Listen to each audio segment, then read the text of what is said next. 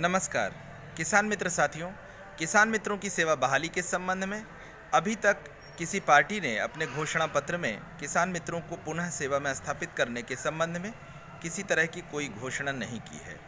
ऐसी स्थिति में किसान मित्रों में एक असमंजस की स्थिति है और जहां तक मैं समझ पा रहा हूं, यदि लोग इतने लापरवाह हैं और किसानों का नेतृत्व करने वाले, किसानों को संदेश देने वाले और किसानों और कृषि विभाग के बीच में कड़ी के रूप में काम करने वाले किसान मित्रों की अनदेखी, यह उत्तर प्रदेश के कृषि जगत का दुर्भाग्य है।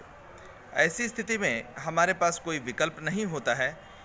गुप्त रूप से घुमा फिरा कर लोगों ने बात को कहा तो है, लेकिन हमें उन पर भरोसा नहीं। जैसे विभिन्न राजनीतिक दलों ने किसान मित्रों के बजाय कृषि के कई तरह के बजट हैं जिसमें उनके हितों की बात की है, परंतु जब खुलकर कोई बात नहीं करता तो हम भी खुल करके किसी का समर्थन कर दें, ऐसा करना उचित नहीं होगा।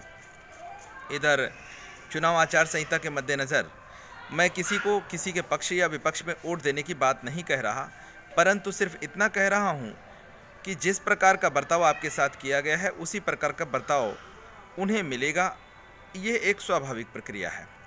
मित्रों, उत्तर प्रदेश के किसान मित्रों के साथ वास्तव में बहुत बड़ा धोखा हुआ है। ये बात सभी लोग भली भांति जानते हैं। जब राजनीतिक दल आपको अनदेखा करें और दलों के हम दलदल में फंसते चले जाएं, ऐसी दशा में हमारे पास एक और विकल्प होता है, वो न्यायालय की शरण होती है। माननीय उच्च न्यायालय की शरण में जाकर हम अपनी बात को पिछले दिनों भी रख चुके हैं। एक बार पुनः गुहार लगाने का प्रयास करेंगे और इस बारे में जैसे ही कुछ रणनीति तय होती है हम आपको अवगत कराएंगे। किसान मित्र साथियों, आप जैसा कि जानते हो कि विगत दिनों में पूर्व में भी मैंने आपको अवगत कराया था कि हम नोटा की तरफ जाना उचित समझते हैं। इधर चूँकि आपके संबंध में किसी ने घोषणा नहीं की, मैं उस बात से पीछे नहीं हूँ, इसलिए मैं नोटा के पक्ष में जाना पसंद करूँगा। वर्तमान सत्तासीन पार्टी ने हमारे साथ जो वायदा किया उसे वास्तव में वो पूरा नहीं कर पाए। उसके पीछे क्या कारण है, क्या वजह रही हैं, वो कुछ आप लोग जानते हैं और कुछ ऐसी वजहें हैं जिनसे अभी तक आप अवगत नहीं हैं।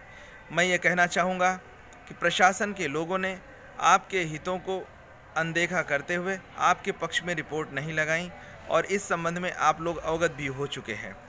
वास्तविकता यह है कि धरातल पर काम करने वाले किसान मित्र और कृषि के जो लोग हैं, मैं किसान की बात कर रहा हूँ या मज़दूर की बात कर रहा हूँ, उनकी एकेडमिक क्वालिफ़िकेशन भले कम हो, लेकिन देश को अनाज पैदा करके खिलाने का काम, सब्जी पैदा करके उगा करके खिलाने का काम और तमाम चीज़ें जो कृषि और उसके अनुषंगी कार्य हैं उनको संपादित करने के बाद पूरे जो समाज के लोग हैं उन तक भोजन, दूध, सब्जियां, फल पहुंचाने का काम करते हैं। और उनको अनदेखा करना और ये कहना कि वह अनपढ़ लोग हैं, एक बार पुनः दोहराऊंगा कि इस पर विचार किया जाना चाहिए। तमाम संबुद्ध और बुद्धिमान मनीषियों ने इस संबंध में अपने अपने बयान दिए हैं, अपने अपने तर्क दिए हैं, परंतु न तो मैं इस तर्क से सहमत हूँ और न हमारा कृषि समाज इस बात से सहमत है। सिर्फ किताबी ज्ञान होना और प्रैक्टिकल ज्ञान होना, दोनों में मूलभूत बहुत बड़ा अंतर है। जैसा कि आप जानते हो कि जिन लोगों ने किताबों की पढ़ाई की है वो प्रैक्टिकल में कहीं खरे नहीं उतरेंगे, आप अच्छी तरह जानते हो। मित्रों, इन्हीं सब बातों के साथ मैं सिर्फ इतना कहूँगा कि अभी तक हम नोटा के साथ में हैं। किसान मित्रों की सेवा बहाली के संबंध में जब किसी ने हमारे लिए कोई घोषणा नहीं की है तो हम किसी के पक्ष में नहीं जाएंगे। धन्यवाद किसान मित्र साथियों। एक बार पुनः मैं आपसे अनुरोध करता हूं कि किसान मित्रों के इस चैनल को सब्सक्राइब करें, लोगों तक शेयर करें और अपने कमेंट्स करना न भूलें। एक बार जल्द से जल्द मैं फिर से वीडियो जारी करूँगा। अभी ऐसा सुनने में आया है कि कुछ पार्टियाँ अपने एजेंडे में शामिल करने की बात कह रही हैं, परंतु मेरे संज्ञान में अभी तक नहीं आया। यदि कोई पार्टी किसान मित्रों की सेवा बहाली को पुनः अपने एजेंडे में शामिल करने का काम करती है तो हम इस बात पर ध्यान देंगे। धन्यवाद मित्रों।